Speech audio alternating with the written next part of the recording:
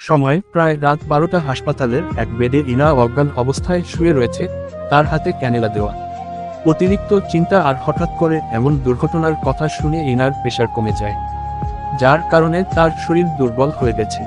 Doctor তাকে saline দিয়েছে। Inner জ্ঞান ফিরে আসে। সে পিটপিট করে চোখ খুলে সামনে এক পলক তাকিয়ে নিজেকে এক অজানা জায়গায় আবিষ্কার করে। হাতে থাকা ক্যানেলার দিকে চোখে যায়। এরপর অরণ্যর অ্যাক্সিডেন্টের কথা তার মনে পড়ে। ডক্টরের মুখে অরণ্যর মৃত্যুর কথা শুনে সে অজ্ঞান হয়ে গেছে। অরণ্যর কথা মনে পড়তেই ইনা চিৎকার দিয়ে উঠে বলে, অরণ্য, অরণ্য, আমার অরণ্য কোথায়? আমি অরণ্যর কাছে যাব। ইনার চিৎকার শুনে বাহিরে থাকা ইভান কেবিনের ভিতরে আসে। মূলত ইভান এত সময় ইনার কেবিনের বাহিরে তার জ্ঞান ফেরার অপেক্ষা করছিল, কিন্তু সারাদিন অনেক টায়ার্ড থাকার ফলে তার শরীরের একটু বিশ্রামের প্রয়োজন ছিল, যার জন্য সে বাহিরে বসে থাকতে থাকতে ঘুমিয়ে পড়েছিল। হঠাৎ করে ইনার কণ্ঠ শুনে তার ঘুম ভেঙে যায়। ইনার বেড থেকে নেমে যায়, তার হাতে থাকা ক্যানেলা জোরে টান দিয়ে খুলে ফেলে যাবে। তখন ইভান তার কাছে ছুটে আসে। ইভান বলে, কি হয়েছে ইনা? কোনো সমস্যা হচ্ছে তোমার? শরীর কি অতিরিক্ত খারাপ লাগছে? ডক্টরকে ইনফর্ম করব। ইভানের কোনো কথা ইনার কানে যায় না, তার চোখ শুধু অরণ্যকে খুঁজে যাচ্ছে। ইভান ইনার কাছে যাওয়ার কারণে সামান্য পিছিয়ে দূরত্ব বাড়ায় ইভানের সাথে। ইনা বলে, অরণ্য কোথায়? আমি অরণ্যকে দেখব, ওর কাছে নিয়ে যান আমাকে ইভান ভাই। ইনার কণ্ঠে অরণ্যর আকার মুখ শুনে ইভান মৃদু হাসে। তার হাসির মধ্যে সকল বিষাদের বেদনা জড়িয়ে রয়েছে। সে তার প্রাণপ্রিয় প্রেয়সীকে হারিয়ে ফেলেছে। সারা জীবনের জন্য সে অন্য কারো হয়ে গেছে। ভালোবাসার যুদ্ধে ইভান আজ পরাজিত সৈনিক। শত দুঃখ, তার কষ্ট অন্তরে লুকিয়ে রেখে ইভান শান্ত স্বরে জবাব দেয়, তোমার অরণ্য বেঁচে আছেই না। যাকে তুমি তোমার সমস্তটা দিয়ে ভালোবাসো, সেই ভালোবাসার মানুষ জীবিত রয়েছে। অরণ্যর বেঁচে থাকার কথা শুনেই নাই আকার হৃদয় জুড়ে প্রশান্তিতে ভরে যায়। তার সকল চিন্তা আর উন্মাদনা শান্ত হয়ে যায়। সে হাসি মুখে বলে, সত্যি বলছেন ইভান ভাই, অরণ্য সুস্থ হয়ে গেছে। কোথায় অরণ্য? ওর কাছে নিয়ে যান আমাকে। অরণ্যকে দেখব আমি। ইনার হাসি মুখ দেখে ইভানের মুখে তাচ্ছিল্যের হাসি ফুটে ওঠে। আজ থেকে ইনার উপর সকল অধিকার তার মিথ্যা। অন্য পুরুষের ভালোবাসার মানুষ আর বউয়ের প্রতি অনুভূতি তার মনে আর রাখবে না ইভান। তাদের মধ্যে থাকা সকল সম্পর্ক শেষ। তার চাচাতো ভাইয়ের প্রতি মনে আবেগ জমিয়ে রাখা তার জন্য পাপ। নিজের জীবন থেকে ইনা নামক মানুষটার ভালোবাসাকে হারাম বলে দূরে সরিয়ে রাখে। ইভান বলে, খুন চলেন ইনা, আপনার অরণ্যর কাছে যাব আমরা। রাত দুপুর 12টা বেজে 10 মিনিট। হাসপাতালের এক কেবিনের সামনে পায়চারি করছেন মিলন সাহেব। তার মুখে চিন্তা, ভয়, কষ্ট সবকিছুর ছাপ রয়েছে। কেবিনের ছোট জানলা দিয়ে ভিতরে থাকা রোগীর মুখ দেখার প্রয়াস করে যাচ্ছে। নারী লাশঘর থেকে যখন মিলন সাহেব আর ইভান বেরিয়ে আসে, তখন এক ডক্টরের সাথে তাদের দেখা হয়। ডক্টর জানান অরণ্য রাজ চৌধুরীকে অ্যাক্সিডেন্টের পর তাকে এই কেবিনের সামনে রাখা রয়েছে, যেখানে উনি দাঁড়িয়ে রয়েছেন। তার অবস্থা খুব খারাপ। মাথা থেকে প্রচুর রক্তক্ষরণ হয়েছে। শরীরের বিভিন্ন জায়গায় আঘাত লেগেছে। অরণ্যর অবস্থা প্রতিনিয়ত খারাপ হচ্ছে। অরণ্যর কেবিনের সামনে উপস্থিত হয় ইনা। তার সাথে রয়েছে ইভান আর নাতাশা। রেহানা বেগম আর অরুণা বেগম এখন বাসায় গেছেন। নাতাশা তাদের মিথ্যা সান্ত্বনা দিয়েছে যে অরণ্য সুস্থ হয়ে গেছে, কারণ রেহানা বেগম অতিরিক্ত কান্না করার ফলে অসুস্থ হয়ে পড়েন। ইনা দ্রুত এগিয়ে আসে কেবিনের কাছে। এরপর বলে, ভালো বাবা, অরণ্য কোথায়? ডক্টর কি বলেছে? মিলন সাহেব মুখ গম্ভীর করে বলে, অরণ্যর অবস্থা ভালো না রে ইনা, ওর মাথায় অনেক আঘাত পেয়েছে। ডক্টর কেবিনের ভিতর গিয়েছে, এখনের বের হন নাই। মিলন সাহেবের কথা শুনে ইনার প্রত্যাশিত মুখ চুপসে যায়। তার চোখ শান্ত হয়ে যায়। মনের মধ্যে জ্বলে উঠা আশার প্রদীপ আবার ঘন কালো মেঘে ডেকে যায়। ইনার চোখের মনি শান্ত। তার কানে শুধু ভেসে উঠে একটা কথা, তার অন্য ভালো নেই। ইনা কথাটা মনে আওড়ালো অল্প সময়। এরপর কেবিনের দরজার সামনে যায়। কেবিনের ভিতরে থাকা 10-12 জন ডক্টরের মধ্যে তার চোখ চায় এক নিথর দেহের দিকে। ইনার মনটা বড্ড বেসামাল হয়ে যাচ্ছে। তার আকার মি নামক মানুষটার মুখটা একবার দেখার জন্য, কিন্তু চারপাশে ডক্টররা ঘিরে রয়েছে, যার কারণে সে অরণ্যকে দেখতে পায় নাই। তবে শুধু অরণ্যর হাতটা দেখে সে ডক্টর তার হাতে জমে থাকা রক্ত পরিষ্কার করছে। ইনা চাতক পাখির ন্যায় দীর্ঘ সময় অরণ্যর রক্ত মাখা হাতের দিকে তাকিয়ে থাকে। প্রায় 10 মিনিট পর ডক্টর বের হয়ে আসে। মিলন সাহেব বলে, ডক্টর, অরণ্যর অবস্থা কেমন? ও কি সুস্থ হয়ে যাবে? ডক্টর বলে, দেখুন আমরা চেষ্টা করছি, কিন্তু ওনার মাথার আঘাতটা খুব ভয়ঙ্কর। মাথার ভিতরে রক্ত জমে গেছে। আজ রাতের মধ্যে যদি অপারেশন না করা হয় তবে ওনাকে বাঁচানো অসম্ভব। তাহলে অপেক্ষা কেন করছেন ডক্টর? অপারেশন শুরু করেন। যত টাকা লাগবে তত দিব, কিন্তু অরণ্য যেন কিছু না হয়। টাকার কোনো সমস্যা হবে না সেটা আমি জানি, তবে অ্যাক্সিডেন্ট, অরণ্যর শরীর থেকে অনেক রক্ত বের হয়ে গেছে। রাত প্রায় 12টা, এমন সময় কোনো রক্তদান সেন্টার খোলা থাকবে না, আর ও পজিটিভ রক্ত খুঁজে পাওয়া মুশকিল। ডক্টরের কথা শুনে ইভান বলে ওঠে, ডক্টর, আমার রক্ত ও পজিটিভ, যদি কোনো সমস্যা না থাকে তবে আমি রক্ত দিতে চাই। ইভানের রক্ত দেওয়ার কথা শুনে ইনা অবাক হয়। যে ইভান অরণ্যর নাম অবধি শুনতে পেত না, সে তার জন্য রক্ত দিবে। রক্তের সম্পর্ক বুঝি এমনই হয়, শত ভুল রাগ অভিমান থাকুক না কেন, বিপদে আপদে একে অন্যর সাহায্য অবশ্যই করে। ইনা কথাটা বল এক আর বেশ শত কষ্টের মধ্যে ভালো লাগে। ইভান রক্ত দেয়, যতই হোক তার ছোট ভাই অরণ্য, আর অরণ্যর সাথে তার শত্রুতা কি নিয়ে থাকবে। নিজের ভুল আর জিদের কারণে ইনায়াকে সে হারিয়ে ফেলেছে, অন্য তার ছুঁড়ে ফেলে দেওয়া জিনিসকে যত্ন করে আগলে রেখেছে, তাকে ভালোবাসা দিয়েছে। রাত 12টার সময় হাসপাতালের অরণ্যর অপারেশনের জন্য প্রায় 6 থেকে 7 জন ডক্টরকে দেখে অবাক হয় ইনা। এত রাতে গ্রাম বা শহরের যে কোনো জায়গায় ডক্টর পাওয়া মুশকিল, সেখানে প্রায় 6 জন ডক্টর উপস্থিত রয়েছে। ডক্টরদের দেখে মনে হচ্ছে তারা প্রত্যেকে অনেক হাই কোয়ালিফাই, আর এর মধ্যে বেশ কয়েকজন বিদেশি ডক্টর। যেন মনে হচ্ছে অ্যাক্সিডেন্টের ঘটনার বিষয়ে তার আগে থেকেই জানাতো, সব পূর্ব পরিকল্পনা। ইনা কতটা আর ভাবে না, অপারেশনের উপর মনোযোগ দেয়। রাত প্রায় 1টার দিকে অরণ্যর অপারেশন সম্পূর্ণ হয়। ইনার চোখে ঘুম নাই, শুধু ইনা না প্রত্যেকে জেগে রয়েছে। ডক্টর কেবিন থেকে বাহির একার বেরিয়ে আসে। ইনা তার কাছে এগিয়ে গিয়ে জিজ্ঞেস করে, ডক্টর, অরণ্যর কি অবস্থা? অপারেশন কি সাকসেসফুল হয়েছে? ডক্টর বলে, অপারেশন সাকসেসফুল হয়েছে, কিন্তু মাথায় অতিরিক্ত রক্ত জমাট বাঁধার কারণে অরণ্য রাজ চৌধুরী কোমায় চলে গেছেন। ডক্টরের মুখে কোমায় চলে যাওয়া কথাটা শুনে ইনার পা থমকে যায়, সে এক পা পিছিয়ে যায়। সেই দিন হাসপাতালের কেবিনের সামনে দাঁড়িয়ে অনেক কান্না করেছে সে। ইভান আর নাতাশা তাকে সান্ত্বনা দিয়েছে। মিলন সাহেব নিজেও পাথর হয়ে যান। ডক্টরের কথা অনুসারে অরণ্যর কোমা থেকে বের হওয়া আদৌ সম্ভব না। তার মাথায় জোরে আঘাত লাগার কারণে অতিরিক্ত রক্তপাত হয়, যার ফলে হাতের এক সাইড অবশ হয়ে যায়। যদি অরণ্য কোনো দিন কোমা থেকে বের হয়, তবুও তার হাতের ডান সাইড অবশ থাকবে। প্রায় 2 বছর পর সময় চলে যায় তার আপন গতিতে। এই 2 বছরে ইনার জীবনে অনেক পরিবর্তন হয়েছে। সে একজন বিজনেস লেডি, তার এসএস কোম্পানির কেসের বিষয়ে অনেক ডিটেলস সে খুঁজে বের করেছে, যার ফলে আদালতের সামনে প্রমাণিত হয়েছে ইনা নির্দোষ, কিন্তু তবুও সে হাজিরা দিয়ে যাচ্ছে। চৌধুরী কোম্পানির ওর এখন যথেষ্ট সুনাম রয়েছে। অরণ্য 2 বছর পর কোমা থেকে বের হয় নাই। সকালে ইনা অফিসের জন্য রেডি হচ্ছে, আয়নার সামনে দাঁড়িয়ে তার চেহারা ভালো করে খেয়াল করছে। জীবন তার থেকে কত কিছু কেড়ে নিয়েছে তার হিসাব মিলিয়ে দেখছে। অন্যদিকে বিছানার উপর গ্রাউ খেলা করছে এক ছোট শিশু। তার ছোট ছোট হাতটা দিয়ে বিভিন্ন খেলার জিনিস দেখছে। ছোট বাচ্চাটা ইনার দিকে তাকিয়ে বলে, মাম্মা। ইনার ভাবনার মাঝে হঠাৎ বাচ্চার কথা শুনে বিছানার কাছে চাচ, এরপর তাকে কোলে তুলে নিয়ে বলে, কি হয়েছে আমার আম্মুটার? মাম্মা। ইনার কোলে থাকা বাচ্চা তার ছোট ছোট হাত দিয়ে ইনার মুখে আঘাত করছে। এতক্ষণ ইনা আয়নার সামনে দাঁড়িয়ে রেডি হয়েছে, তাকে কোলে নিয়ে আদর করে নি, যার কারণে তার অভিমান বা রাগ হয়েছে। তাদের দুইজনের খুনসুটির মধ্যে রুমে প্রবেশ করে সাইমা। সাইমা কোমরে হাত দিয়ে বলে, আয়ান, তুমি সকালে ঘুম থেকে উঠে মামির রুমে চলে এসেছো। মামি অফিসে যাবে, রেডি হতে দাও শোনা। সাইমা কথাটা বলে এগিয়ে আসে ইনা আর আয়ানের কাছে। এরপর আয়ানকে হাত বাড়িয়ে তার কোলে যাওয়ার জন্য ডাকে, কিন্তু আয়ান আরো শক্ত করে ইনায়াকে জড়িয়ে ধরে, সে তার মাম্মাকে ছেড়ে যাবে না। আয়ানের এমন কাণ্ড দেখে ইনা আর সাইমা দুইজনে হেসে ওঠে। সাইমা বলে, কি সুন্দর, মামিকে পেয়ে মাকে ভুলে গেল।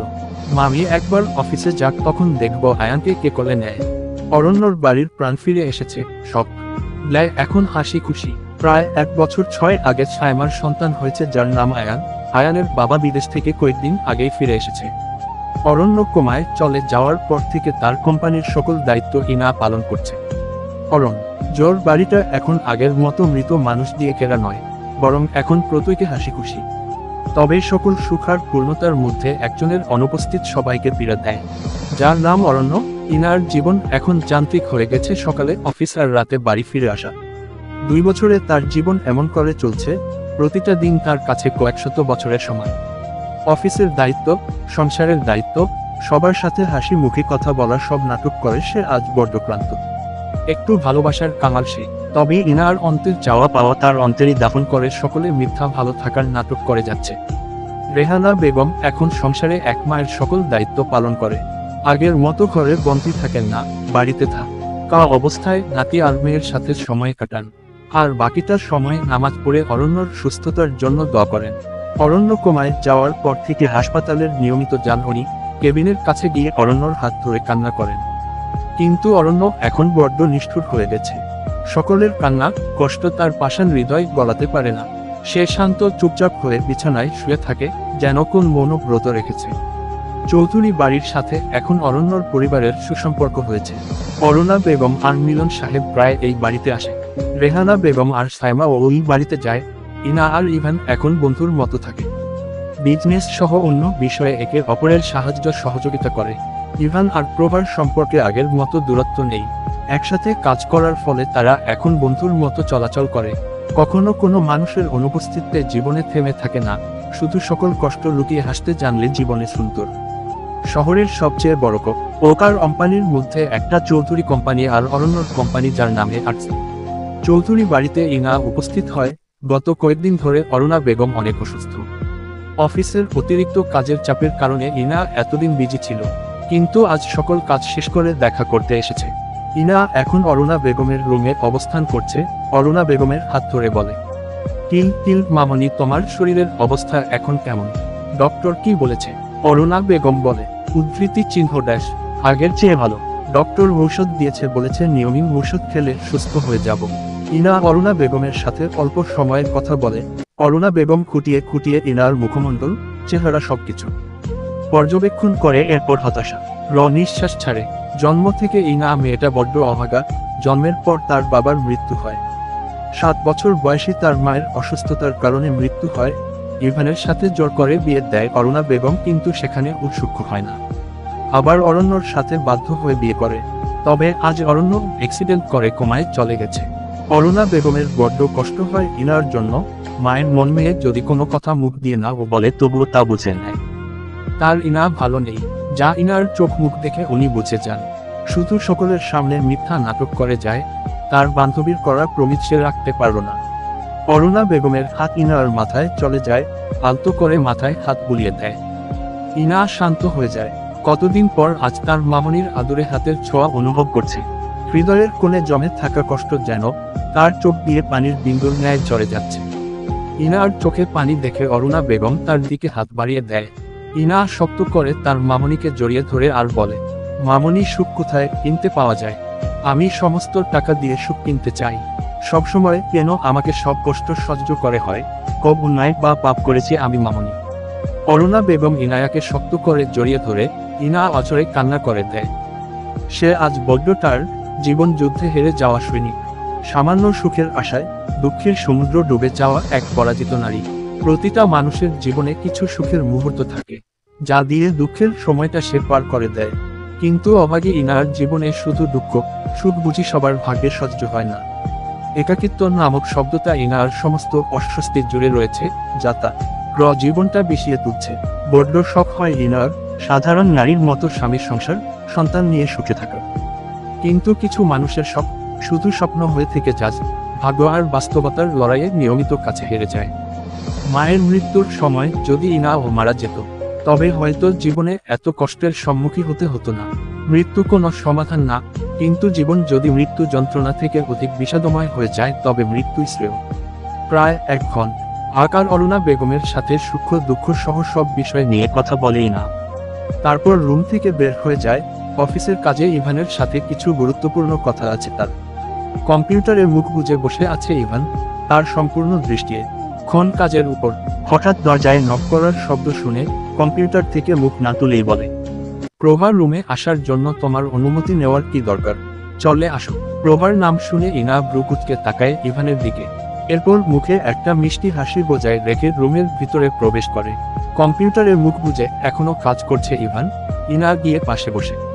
প্রভা সবসময় ইভানের রুমে আসে। তারা একসাথে গল্প করে, কথা বলে, কাজ করে, যার জন্য ইভান মনে করেছে প্রভা এসেছে। ইভান তার পাশে কারো উপস্থিতি বুঝতে পারে, এরপর বলে, প্রভা তুমি এমন চুপচাপ বসে আছে কেন, কথা বলছো না? প্রভাকে চুপচাপ থাকতে দেখে ইভান কাজ করা বন্ধ করে ফিরে তাকায়, তবে হঠাৎ করে ইনায়াকে দেখে অবাক হয়ে যায়। ইভান হয়তো ইনায়াকে প্রত্যাশা করে নাই, ইভানের এমন মুখ করা দেখে ইনা হেসে ওঠে। ইভান অবাক হয়ে বলে, ইনা তুমি এখানে? আর প্রভা কোথায়? ও আসে নাই? না ইভান ভাই, প্রভা আসে নাই। কিন্তু ইভান ভাই, মনে হয় আপনি প্রভার জন্য অনেক সময় ধরে অপেক্ষা করছেন। ইনার কথায় ইভান থতমত খেয়ে যায়। ইভান বলে, না এমন কোনো বিষয় না, আসলে প্রভা বিকালে আমার রুমে আসে কাজের বিষয়ে জানার জন্য, এই জন্য মানে আসলে মামনির অসুস্থতার জন্য কয়েকদিন ধরে আসতে চাই, কিন্তু কাজের প্রেসারে আসা হয় নাই, যার জন্য আজ চলে আসলাম। আর অফিসে কাল মিটিং রয়েছে, যার জন্য এসেছি। Okay in. আকার আর ইভান অফিসের মিটিং বিষয়ে গুরুত্বপূর্ণ কথা বলছে। প্রায় 10 মিনিট পর কথা বলা শেষ হয়। ইনাজা আর ইভানের মধ্যে এখন কোনো ধরনের ভালোবাসার সম্পর্ক নাই। ইভান এখন তার কাজ আর ব্যক্তিগত জীবন নিয়ে বিজি। ইভান যোগ আকার নিয়ে ইনা কখনো অরণ্যর জায়গায় অন্য কোনো পুরুষকে দিতে পারবে না। অসম্ভবের প্রতি অসম্ভব টান রেখে লাভ। যে মানুষ তোমার ভাগ্যে নাই, তার জন্য বৃথা চেষ্টা করার কোনো প্রয়োজন নাই। ইনা ইভানের থেকে বিদায় নিয়ে রুম থেকে বের হয়ে যায়। চৌধুরী বাড়ির সিঁড়ি দিয়ে নিচে নেমে যাচ্ছে ইনা, উদ্দেশ্য তার এখন হাসপাতালের যাওয়া।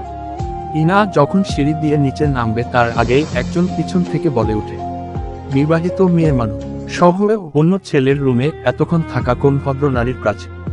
জামাই হাসপাতালের ভর্তি মরে তো যায় নাই। হঠাৎ এমন কথা শুনে ইনা দাঁড়িয়ে যায়। চৌধুরী বাড়িতে এমন কথা তাকে কে বলতে পারে সেটা সে জানে। প্রতিটা কথায় ইনার চরিত্র নিয়ে কথা বলেছে, যা কারণে ইনার আত্মসম্মানে লেগে যায়। যত তুমি চুপ করে সব সহ্য করবে, ততই মানুষ তোমাকে দুর্বল ভেবে তোমার সাথে খারাপ ব্যবহার করবে। ইনায়াকে এতক্ষণ কথা শোনানো মহিলা আর অন্য কেউ না, প্রভার মা।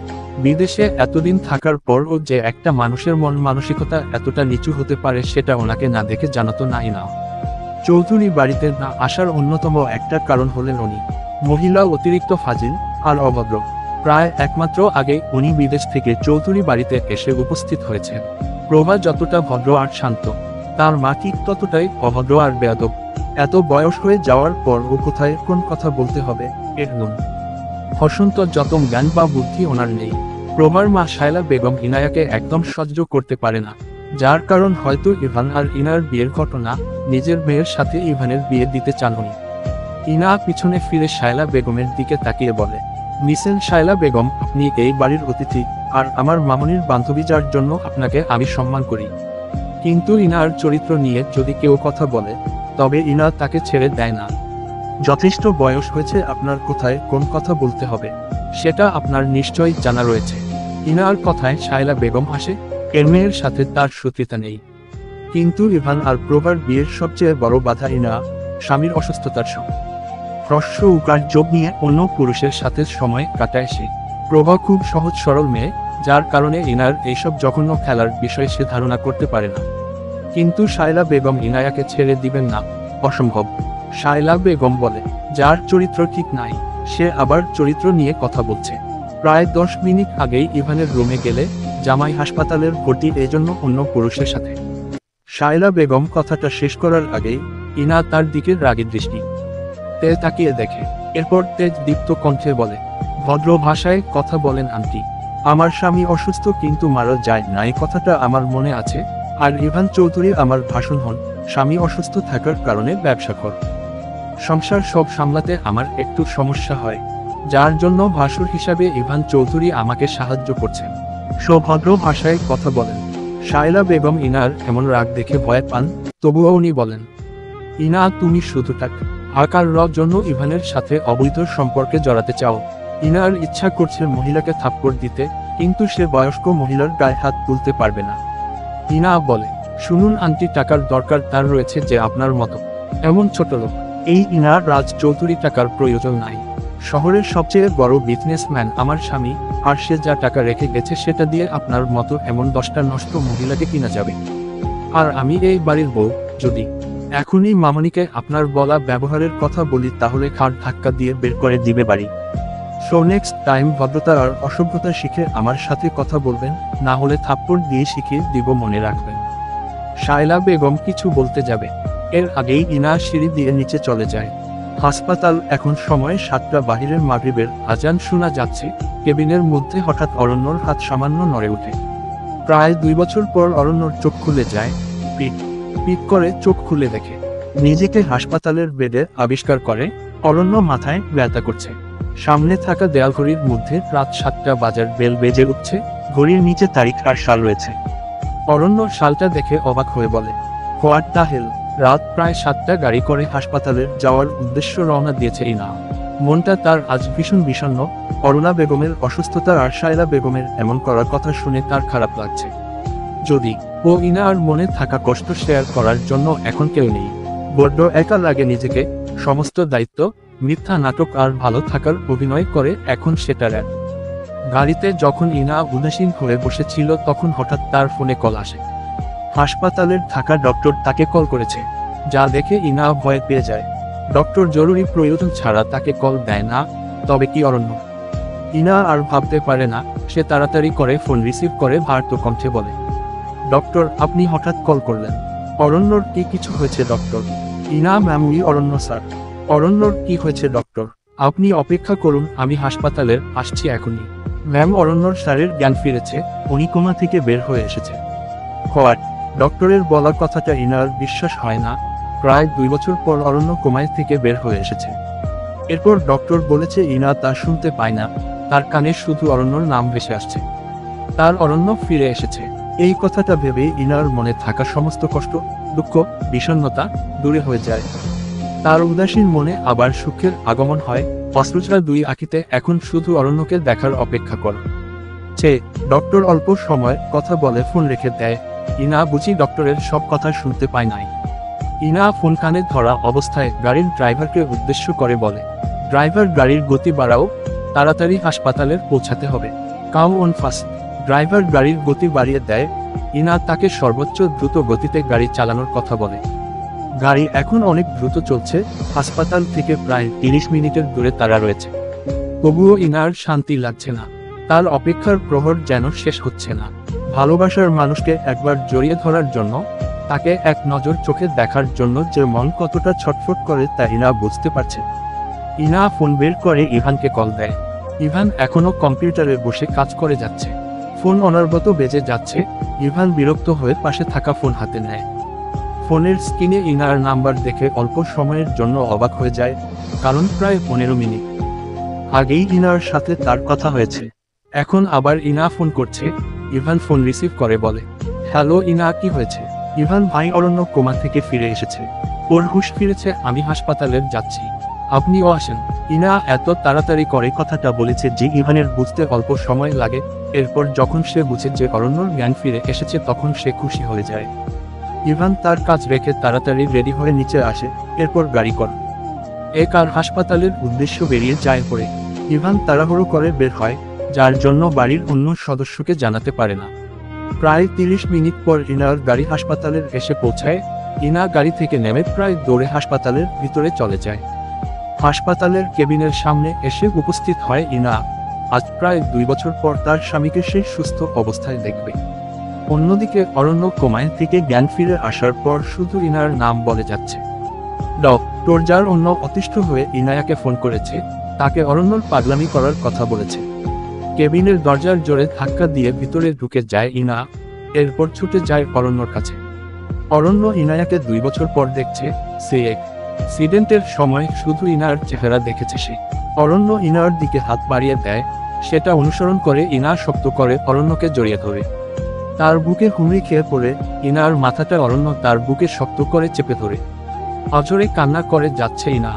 তবেই সেটা দুঃখের না, বরং সুখের কান্না। ইনা কান্না করতে থাকে আর বলে, অরণ্য, আমি আপনাকে অনেক মিস করেছি। এতদিন আপনাকে ছাড়া আমি ভালো ছিলাম না। যা হয়ে যাক না কেন, কখনো ছেড়ে যাবেন না আমার কথা দিন আমাকে। ইনার কণ্ঠে এমন আবেগময় কথা শুনে অরণ্যর মন হৃদয় প্রশান্তি ভরে যায়। সে তার জীবনে যোগ্য একজন সঙ্গিনী পেয়েছে। যদি সে তার থেকে দীর্ঘ সময় ও দূরে থাকে তবুও তাকে ভুলে যাবে না। শুধু 2 বছর না, সারা জীবন তার অপেক্ষা করবে, শুধু তাকে ভালোবেসে যাবে। অরণ্যর বুকে কান্না করা মেয়েটা তার বউ, যাকে সে নিজের থেকেও বেশি ভালোবাসে। অরণ্যর বুক থেকে মুখ তুলে ইনা তারপর মুখের দিকে তাকিয়ে দেখে কত রাত হাসপাতালের এই নিথর দেহের দিকে ইনা নির্বিকার তাকিয়ে থেকেছে। তার কণ্ঠে নিজের নাম শোনার জন্য আত্মমানাত করেছে, অপেক্ষা করেছে। হয়তো অভাগী ইনার কথা উপরওয়ালা শুনেছে এবার, যার জন্য তার জীবনে থাকা সামান্য পরিমাণ সুখ কেড়ে নেয় নাই। অরণ্য ও ইনার চেহারা ভালো করে লক্ষ্য করে 2 বছর আগের ইনা আর এখনকার ইনার মধ্যে কত পার্থক্য।